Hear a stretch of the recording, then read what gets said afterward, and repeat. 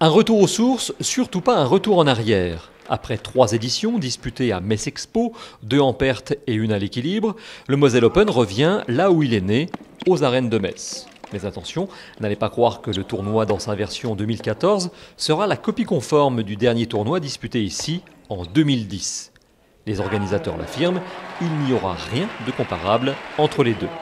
À Metz Expo, on exploitait beaucoup de surface, 18 000 m². Quant aux arènes de Metz, on n'a que 10 000 m². Donc le premier pari, c'était effectivement de trouver la solution pour faire tenir ces 18 000 m². On n'a pas eu d'autre choix que de mettre des structures extérieures. Et ça, c'était quelque chose qui était très important, parce que ce qu'on avait réalisé à Metz Expo était plutôt bien apprécié de tous les publics. Parce qu'aujourd'hui, on a 2 publics. On a le côté VIP des choses, qui est important, parce que économiquement, c'est une rentrée d'argent importante. Et puis aussi pour le public, parce qu'ici, on ne faisait pas grand-chose en fait pour le public, et on nous l'a souvent reproché. Donc à Metz Expo, on s'était mis un point d'honneur à créer un univers pour les enfants, et puis de faire quelque chose qui n'existe quasiment pas dans les tournois européens. Je crois qu'il y a 4 ou 5 tournois en Europe qui ont ça, c'est d'avoir des cours d'entraînement sur le site.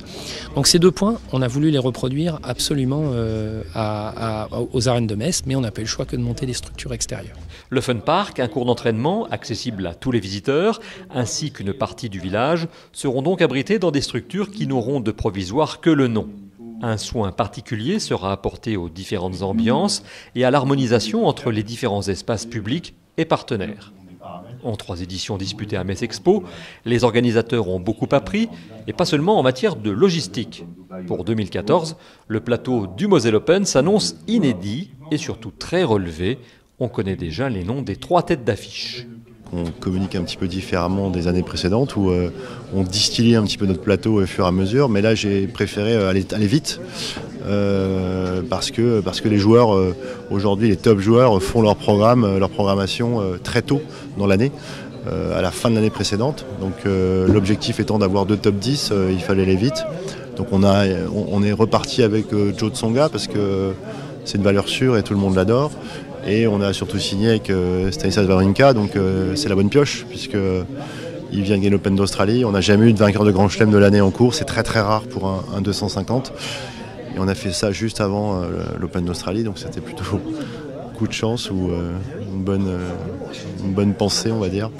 Et Gaël Monfils, tout le monde l'adore, parce que c'est un spectacle à lui tout seul, et on a aussi réussi à concrétiser l'accord la semaine dernière.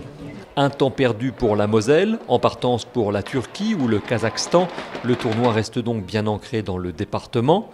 L'appel de détresse lancé par les organisateurs a été entendu et les élus du territoire sont parvenus à réaliser l'union sacrée pour maintenir ce tournoi. Ils ne sont que 39 dans le monde, en Moselle. C'est un pari, les arènes.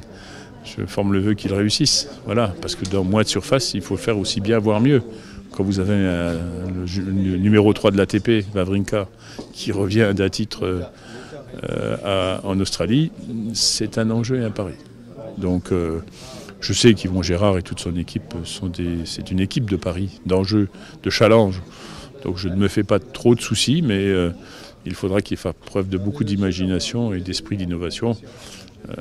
Mais c'est bien la démonstration qu'on a des équipements qui malheureusement ne répondent pas tout à fait aux exigences du sport de très haut niveau, où il faut que le public, le sport populaire et l'économique se côtoient, parce qu'on est là dans une gestion de spectacle aussi, et pas uniquement d'un événement sportif.